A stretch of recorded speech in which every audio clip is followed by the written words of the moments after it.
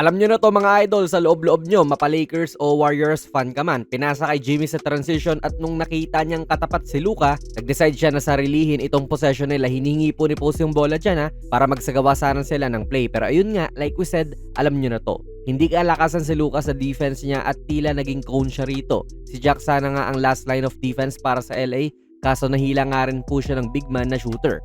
Easy layup tuloy to para kay Jimmy.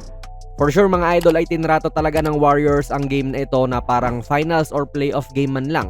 Kasi if talo po sila sa laro na ito, mababaon sila sa 8th seed. Kaya natin nasabi na parang playoff game ang pagtrato nila dahil hindi po natin karaniwang nakikita to sa kanila na si Steph. Siya yung gagawa nung sarili niyang opensa. I mean, pwede niyang gawin yan syempre. Siya yung first option Pero base sa karaniwang sistema nga po ng Warriors ay more on off the ball itong si Steph o wala ang bola sa kanya. Tatakbo-takbo lang siya sa mga screen sabay doon na aandar ang opensa. Dito, kahit second quarter pa lang naman po ay nagma-matchup hunting na kagad sila kay Luka. Kadalasan ay sa endgame nila to ginagawa or sa playoffs nga. Pero dito sa game na ito ay ganyan sila. At epektibong pagbabago nga rin yon sa opensa ng Warriors gawa nung naka 10 points din si Steph kapag si Luka ang defender niya. Dito nga lang ay nakapagdepensa ng maayos itong si Doncic, kita nyo naman po. Nag-help pa nga siya rito nung si Hield na yung umaatake. Hindi nga lang din talaga siya mabilis na alam kong alam nyo na rin mga idol at naging parang cone na naman siya rito sa kanyang closeout.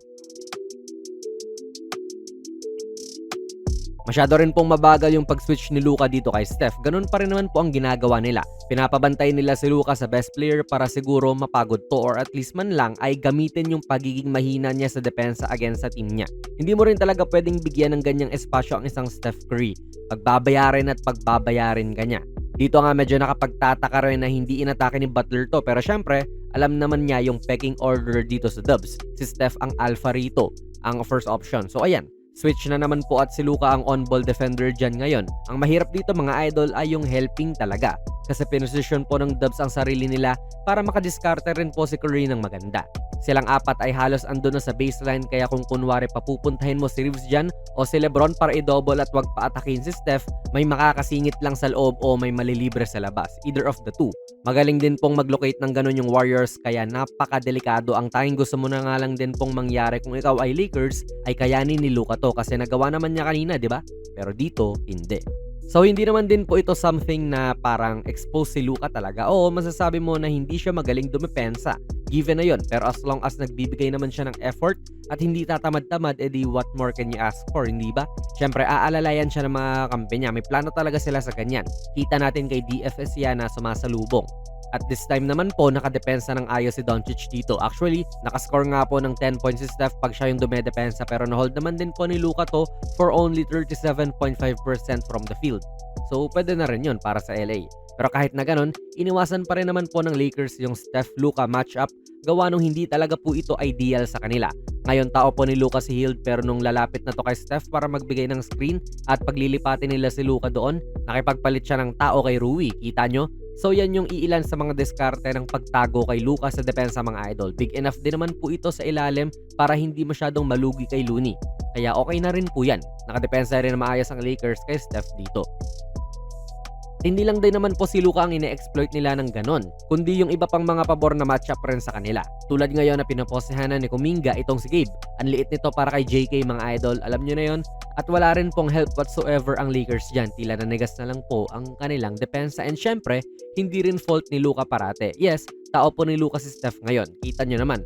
Pero tulad dun sa kanina, kapag may screen po kay Steph, dapat mabilis at maagap kang umaangat. Kasi titira talaga yan. Ngayon po, si Lebron ang dapat may trabaho nun pero delay nga siya.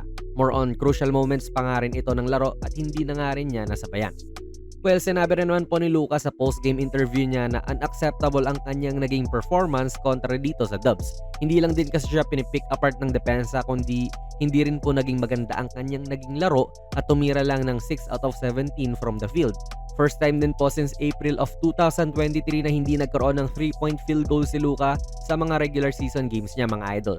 So 2 taon nga rin po yan na sa kada laro ay may at least isang trash siyang naipapasok kapag regular season. Tapos ngayon na nga lang din po wala. Kaya kudos din sa depensa ng Warriors syempre. Though sa finals last year ay nag 0 out of 8 po itong si Luka from the 3-point line noong game 4. Pero regular season naman po ang ating usapan ngayon. Kaya ano po ang masasabi nyo sa naging diskarte nitong Warriors? Ilagay nyo lang po mga idol ang inyong mga comment magkomento sa ating comment section. Dahil marami na nga rin tayong nababasa sa comments about sa ating giveaway, kahit na hindi pa natin nare-reach yung goal ay idodraw na natin yan sa ating April 14 video. Abangan nyo na lang yun. Kaya pwede ka pang humabol idol kung hindi ka pa nakakasali. Hanapin nyo na lang itong video natin na may thumbnail ni Kai Soto para sa mga detalye. Kung nagustuhan nyo po ang ating video ay pakipindot na lang idol ng like button, mag-subscribe ka na rin sa ating channel at ako nga pala si Jonas PB and as always, hanggang sa muli.